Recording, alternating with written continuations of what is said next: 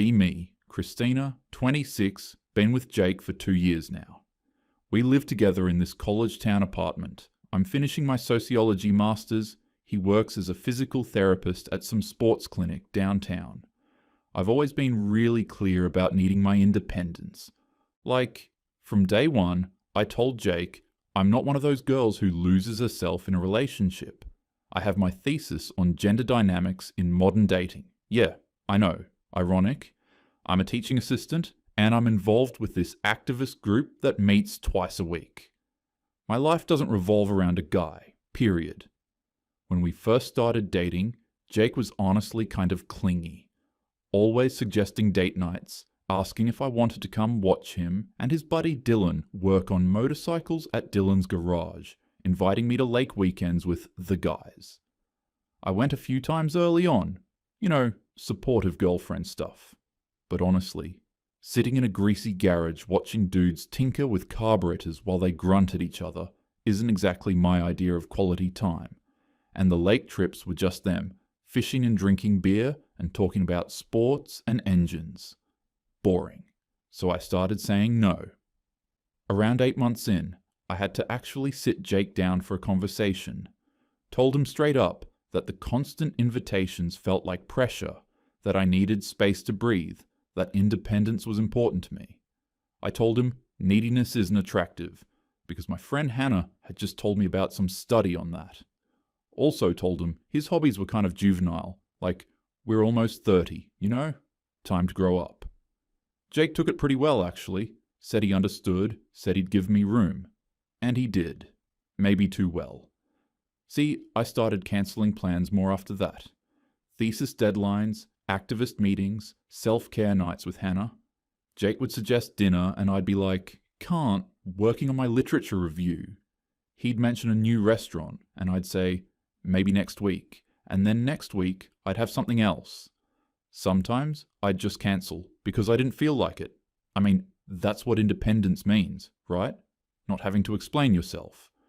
After a while, he just stopped asking. Started saying yes to more garage time with Dylan instead. Started planning camping trips and fishing weekends with the guys, Marcus, Steve, Dylan, without even running them by me first. Which, fine.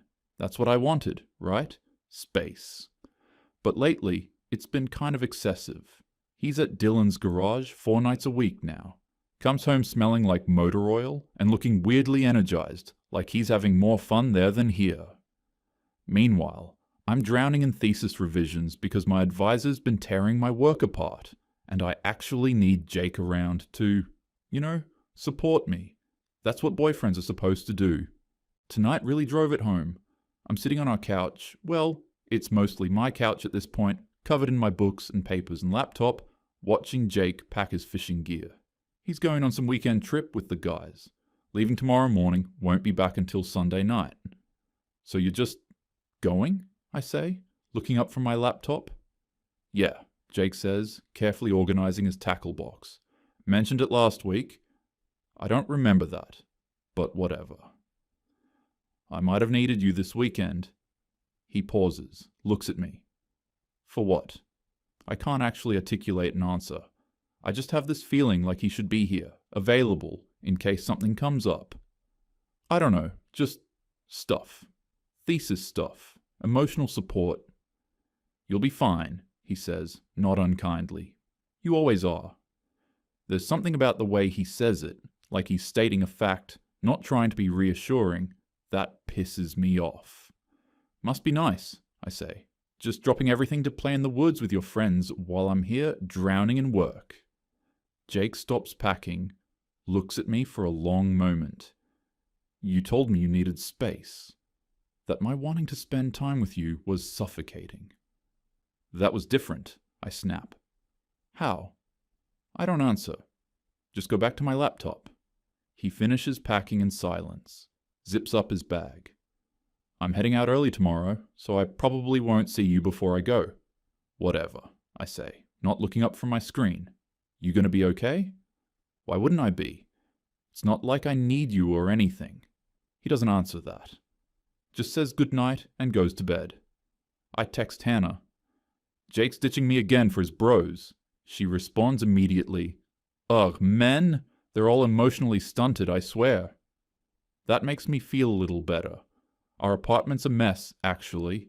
Well, my half is. My stuff is everywhere.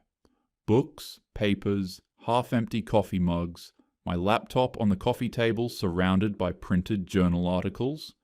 Jake's stuff is minimal, contained to his corner of the bedroom and his small desk by the window. He's always been annoyingly neat like that. I stay up late working on my thesis, telling myself I'm glad he's going because I need the quiet to focus anyway. I don't need him here. I've been clear about that from the start. I just wish he'd, I don't know, seem a little more reluctant to leave maybe? Like he actually cared?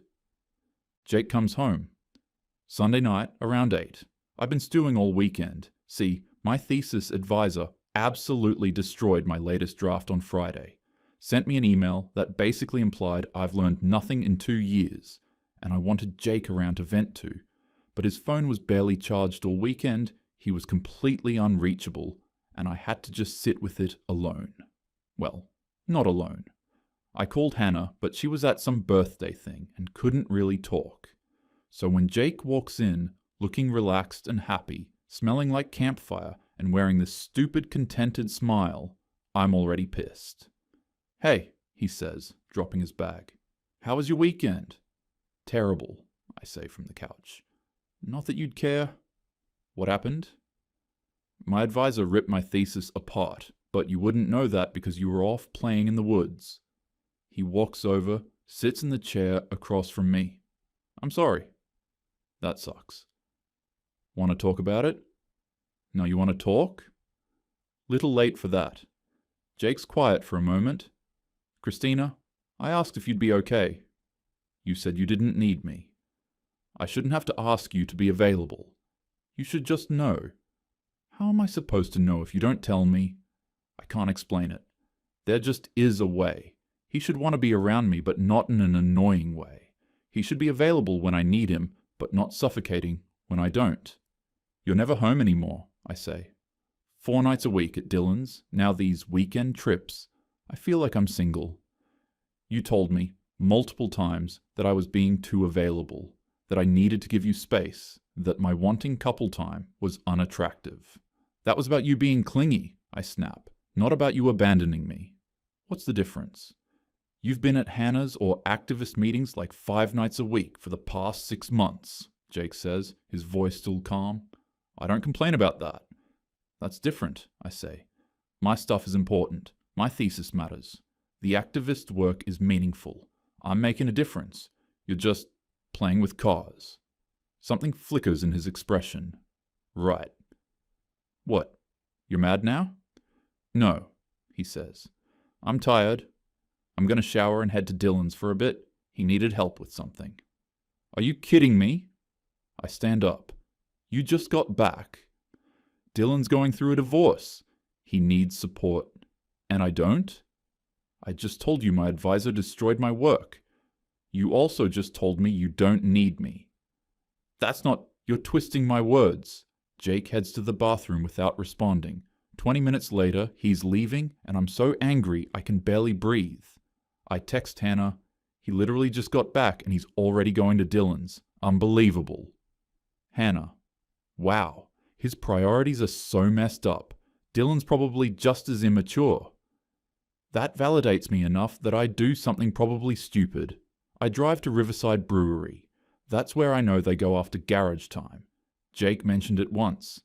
It's this craft beer place downtown. Exposed brick, string lights, the whole aesthetic.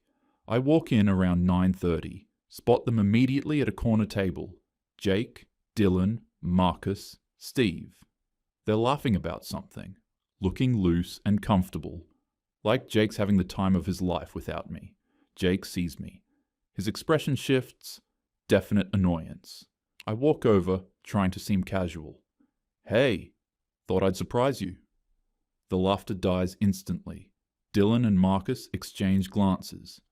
Steve takes a long drink of his beer. Hey, Jake says flatly. What's up? Nothing, just... I pull up a chair uninvited, squeeze in next to Jake.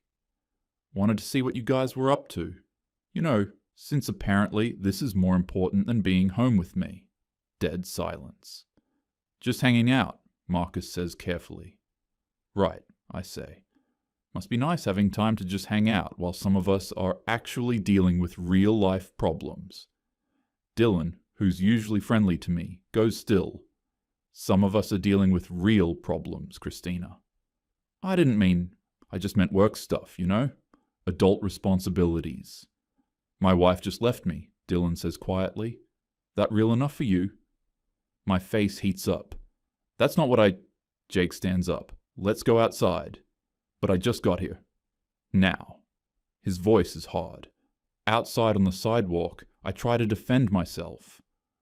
"I was just trying to be part of your life." "You never invite me anymore." "You made it very clear you don't want to be part of this," Jake says. "You called my friends man-children. You said our hobbies were juvenile. You've turned down every invitation for a year and a half." "Because it's boring, Jake. Sorry I don't find carburetors fascinating." "Then why are you here?"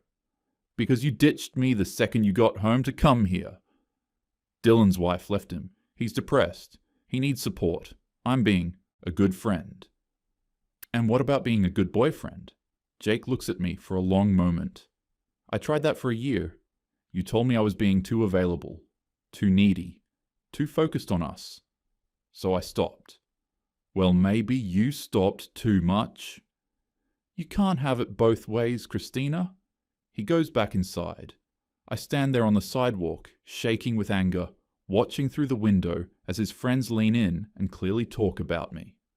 I drive home, hands tight on the wheel, text Hannah the whole story. She responds, "They sound toxic TBH. Jake needs to grow up and prioritize his actual relationship." I screenshot it and almost send it to Jake, but don't.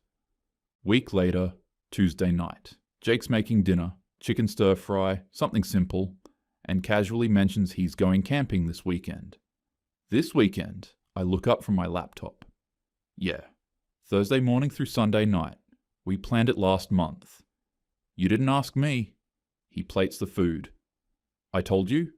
You said, "Cool," and went back to reading.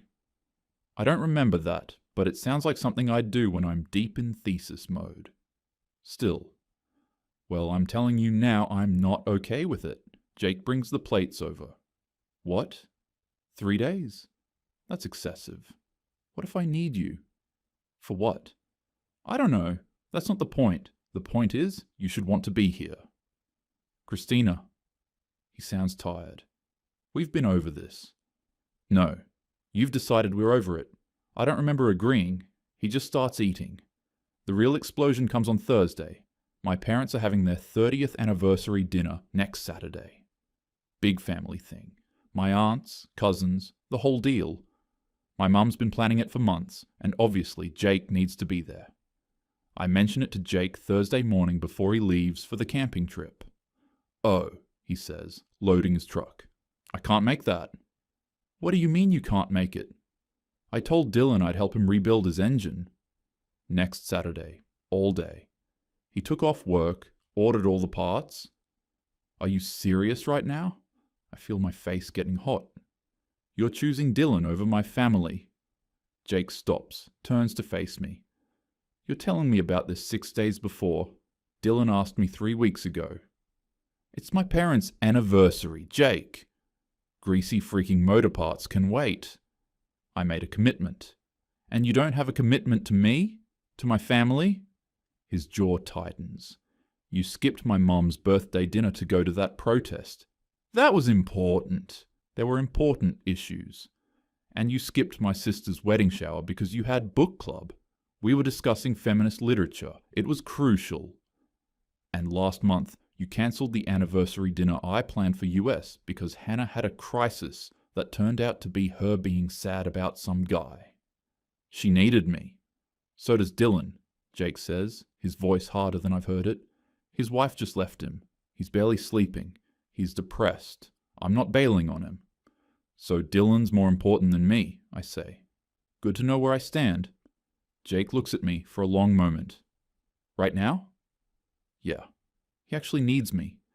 You just want me available in case you decide you need me. Screw you, I say. He gets in his truck and drives away. I'm shaking. I'm so angry. Call my mom immediately, expecting sympathy. Jake can't come to the dinner, I tell her. He's helping his friend with the car. Oh, Mom says. Well, that's kind of him. Dylan's the one going through the divorce, right? Poor thing. Jake talks about him sometimes. I freeze. Jake? Talks to you? Well, yes, sweetie. He calls every few weeks to check in. Didn't you know? I didn't. I feel weirdly betrayed, like Jake has this whole relationship with my mom I don't know about. When does he call you? Oh, just to chat. See how Dad and I are doing? He's very thoughtful. Right, I say tightly. Well, he won't be at the dinner. That's all right, dear. Family will understand, but I don't want them to understand. I want them on my side. The anniversary dinner is worse than I imagined. I show up solo. My Aunt Linda asks where Jake is within 5 minutes. He's helping a friend with a car, I say, trying to make it sound bad. Oh, Dylan, Aunt Linda brightens. The divorce, right? How awful. Well, good for Jake for being there. That's exactly the kind of man you want, loyal. My cousin Emily chimes in. God, I wish Marcus was more like that. He dropped his best friend the second we got serious. It's actually kind of sad. Jake should be here, I say. It's a family event. Aunt Linda gives me this look. Sweetie, you know Jake? He's probably been planning this for weeks. He's not the type to bail on people. He's bailing on US. Is he? Mom says gently. Or did we not give him much notice? I stare at her. Whose side are you on? There are no sides, honey, Mom says, but she's clearly Team Jake. I drink too much wine and leave early. Text Hannah. My family's taken his side. They think he's some hero for ditching us. Hannah. They just don't get modern relationships. Old people are stuck in traditional gender roles. I want to believe her. But even I'm starting to wonder if maybe I'm wrong. Number. I push the thought away. Jake's the one being unreasonable. I decide I need to show Jake what he's missing. My social circle is better, more intellectual, more evolved than his garage bros. So I organize a game night. Couples game night. I invite my friends, Hannah, my friend Priya and her boyfriend Amit, and Casey and Morgan from my activist group. When I tell Jake about it Wednesday, he says, Sure. Can I invite Dylan? Why would you invite Dylan to couples game night? Because his wife just left him and he probably shouldn't be alone. I want to say no, but I can't without sounding terrible. Fine, but this is my thing. Friday night, I've set everything up. Charcuterie, wine, string lights, games ready. Dylan shows up with Jake, looking exhausted. He thanks me for including him. The first hour is okay. Then Priya starts. It's so refreshing being around couples who understand emotional labor distribution. Casey nods. Deconstructing traditional masculinity is so important. Dylan gets quieter. We play cards against humanity. Dylan's humor is dark. Divorce jokes, bitter sarcasm. My friends react with tight smiles. Then Dylan plays a dark card about lawyers and laughs bitterly. Morgan recoils. That's kind of an inappropriate way to process trauma. Dead silence. Jake stands. We're leaving. The game's not done. I start. Dylan, let's go. Jake's voice is ice. They leave. My friends immediately dissect it. Was it something we said? Some people aren't emotionally ready. Hannah. Men and their feelings. Classic. I agree outwardly, but something feels wrong. Tuesday. I decide to do something nice. Bring Jake lunch at work. I show up at his clinic at 12:30 with Thai food. The receptionist, Kara, says he's in the break room. I walk in. Jake's with co-workers, eating meal prep, laughing. He sees me, the laugh dies. Hey, he says. What's up? I hold up the bag. Brought your lunch. Oh, he points to his Tupperware. I already ate. His co-workers excuse themselves. I was trying to do something nice, I say. You could have texted first. I wanted to surprise you. Christina. He looks exhausted. I'm at work. I leave, humiliated. Kara gives me this knowing look. I meet Hannah for coffee. Explain everything. Hannah stirs her latte. Good for you for not letting him prioritize his bros. You deserve someone who makes you the center of their world. I don't need to be the center. Yes, you do, Hannah interrupts. That's what relationships are. If he can't handle an independent woman who also wants attention, that's his problem.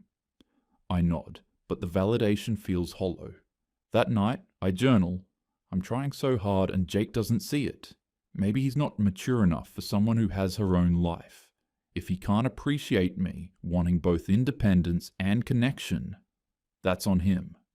I don't write about cancelling on him for 2 years, or calling his hobbies stupid, or pushing him away constantly. I'm the victim here. Saturday afternoon, Jake's at the garage all day. I'm reading my journal entries, getting more convinced I'm right. Screw it. I'm going to Dylan's garage. I drive there. Small house, working class neighborhood.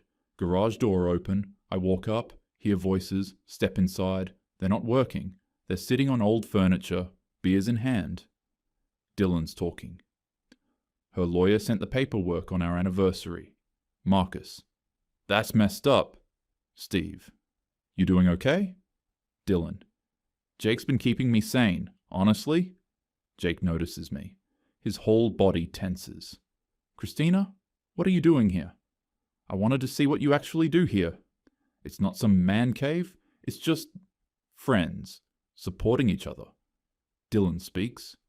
Jake talks about you a lot. Does he? Yeah, he cares about you. We keep telling him he should probably... He stops. Should what? Nobody answers. But I know. They think he should leave me. Jake, I say, throat tight, can we talk outside? In the driveway, I try to start an argument. What do you actually want, Christina? I want you to care about us. I did care, he says quietly. For 2 years I cared while you told me I was too available, too interested in us, too focused on you. So I built a life with other support. And now you're mad I did what you asked. You cancelled on me constantly. You called my hobbies stupid. You said I was needy, so I stopped. But I didn't mean permanently. Then what did you mean? I can't answer. These guys let me show up for them. They don't criticize me. They just appreciate me. And I don't. I don't think you know what you want me to be. He's staying at Dylan's tonight. Needs space. Doesn't break up with me. Just leaves. I drive home, crying. Journal. Jake doesn't understand modern relationships. He wants someone without her own life. I've been clear about needing independence and he's punishing me for it. Maybe he's not mature enough. My hand shakes. I think about Dylan saying Jake keeps him sane. About Mom saying Jake calls to check in. About how he looks happier without me. I write, I deserve someone who can handle my complexity. Phone buzzes. Hannah. How'd it go? Did you tell him off? I stare at it. Don't respond. Close my journal. The last line stares up. I deserve someone who can handle my complexity. I almost believe it. Almost.